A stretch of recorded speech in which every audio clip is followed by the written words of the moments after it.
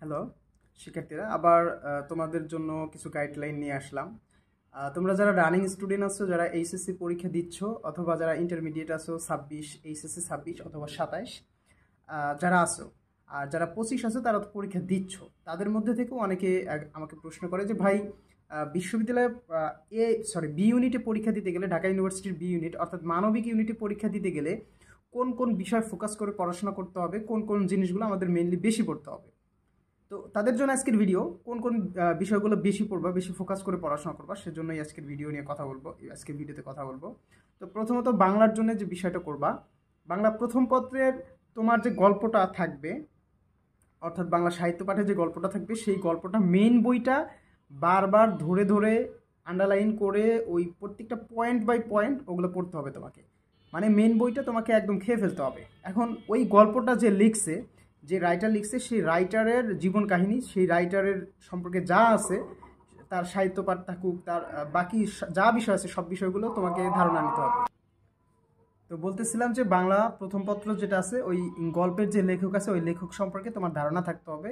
লেখক কবে কোথায় জন্মগ্রহণ করছেন, এবং লেখকের বাবার নাম কি, মায়ের নাম কি, তার গ্রাম জন্মর গ্রাম কোনটা, মানে কোন গ্রামে সে জন্মগ্রহণ করছে বা কোথায় জন্মগ্রহণ করছে, অর্থাৎ বার্থ প্লেস তোমাকে জানতে হবে। তারপরে হচ্ছে তোমাকে ওই লেখক সম্পর্কে, তার সাহিত্যকর্ম সম্পর্কে তোমাকে ডিটেলসে জানতে হবে এবং সেগুলো মনে রাখতে হবে।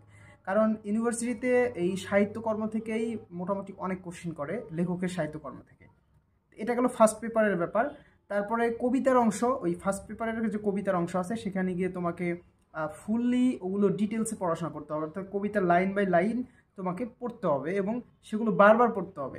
তো ইউনিভার্সিটি এই ভর্তির সময়ে একটা জিনিস মাথায় রাখবা, যে একটা জিনিস তুমি বারবার যদি রিভাইজ করো, ওই জিনিসটা তোমার বেশি মনে থাকবে, ঠিক আছে?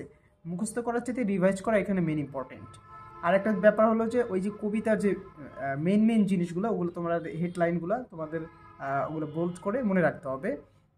এবং লাইন বাই লাইন, এক লাইনের পরে আর এক লাইন কী হবে, ছন্দটা কী, এই জিনিসগুলো কিন্তু ঢাকা ইউনিভার্সিটিতে মোটামুটি ভালোই থাকে। তো এই জিনিসগুলো তোমাকে ধারণা রাখতে হবে। এবং ওই কবি পরিচিতির যে কবি থাকবে, সেই কবির সম্পর্কে ডিটেলসে তোমাকে জানতে হবে। এবং ওই গল্প এবং কবিতা, ওইটা সব তোমাকে একটা আইডিয়া মাথায় রাখতে হবে, একদম স্বচ্ছ ধারণা রাখতে হবে।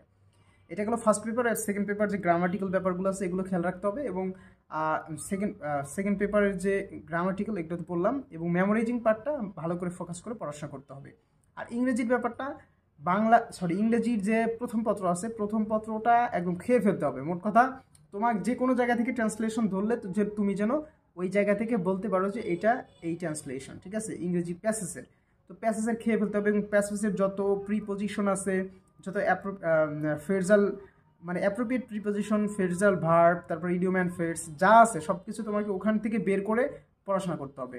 এবং ইংরেজি সেকেন্ড পেপারের গ্রামাটিক্যাল যত ফাংশন আছে, অ্যাডভান্স যেগুলো